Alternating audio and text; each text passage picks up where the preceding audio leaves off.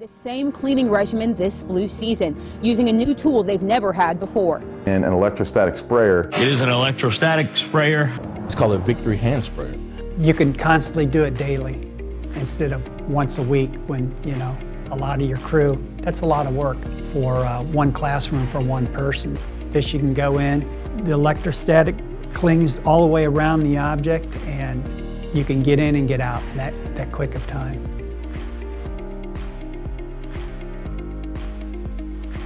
What we do, once you pull the trigger on our sprayer, is we turn all of those ions that are in the tank positive. As they're flying through the air, they'll tend to separate from each other because they have a like charge. Like charges repel each other, just like magnets would.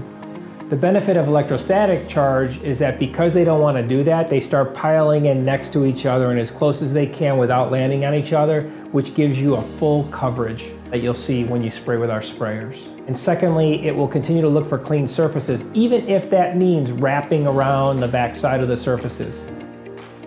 The methods before were, the sanitizing wipes, spray bottles. It was very time consuming, expensive too. We switched over because of the cost effectiveness and speed. You could do a classroom, 30 by 40 classroom in a matter of minutes.